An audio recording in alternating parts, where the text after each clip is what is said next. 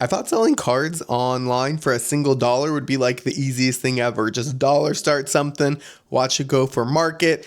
Wow, we did so good. Why am I even vending at card shows? It couldn't be further from the truth. I went into my first live TikTok doing dollar starts and I had three piles essentially. Some cheaper cards, some more vintage cards, and some like expensive cards that I had on the back wall. And it went exactly how you think it went, right? The stuff you were worried about selling, of course it sells immediately. And the stuff that you thought would be an absolute banger went for like 50% of market price. So if you're thinking about live selling or thinking about dollar starts, here's what I learned by doing it. I honestly thought the cheap stuff would be the easiest stuff to move. You know, you have some like V's, some EXs, like those are super cheap, low barrier to entry. Who cares? They can buy a stack of them for $1. I even like would bundle them together. So I'd bundle like 3 or 4 V's or EXs together to see if they would sell because people don't want one EX for $1. It's fair. I think I ran like 30 EXs and I don't think a single one actually sold.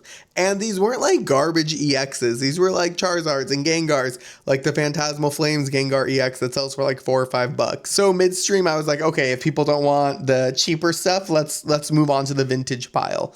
And guess what? The vintage pile moved like crazy. Like I had never seen this before, how fast the vintage was moving. I think vintage is in a very unique spot, especially when live selling. Obviously there's like the nostalgia factor behind it, but there's also a lot of uniqueness behind vintage, right? A lot of people don't have the saturation of card shows that someone like me who lives in Southern California has. There can be 3 or 4 card shows every weekend. I am surrounded by card shows. So I see a lot every weekend. I get to flip through binders. I see a lot. A lot of people, though, living maybe outside of the country or in the Midwest where maybe there's not as many card shows. I've had people tell me they have to drive an hour once a month to go to the nearest card show. They don't get to see as much as I get to see or as someone who's in a saturated market gets to see. So there's a level of uniqueness to it where maybe they don't get to see this e-reader that I see all the time, or maybe they don't get to see a reverse stamp they see all the time. What really surprised me was some of the expensive cards on the back wall actually went for pretty close to market. And the really interesting one was the Dark Zard I had. It was a hollow version of it. It was like LP, but it was pretty clean. I'd had that card in my display case for a month and a half, and I had it listed on eBay. I had it listed on Facebook Marketplace, on TCG Player. It felt like I couldn't move this card no matter what I tried to do, even on eBay. But, you know, on eBay, you just get like a bunch of lowball offers. So I didn't want that, right? I didn't want that, which is fair. The second I set up stream, before I was even like organized, because, you know, I hit live and I greet people and we chat for a few minutes before we actually start running some dollar starts, I had my back wall organized. Before that even kicked off, someone was like, let me see that Zard. How much is it? I had a sticker on it. It was $250. Boom, he bought it on the spot. Within 5 minutes of starting that stream, I had made a sale that I had been trying to make for the past month and a half. It's just absolutely mind-blowing that's the power of live selling. You're just given such a bigger, wider audience that might potentially be looking for something that you have and you don't even know. So yeah, I don't think it makes any sense to run things like EXs or Vs.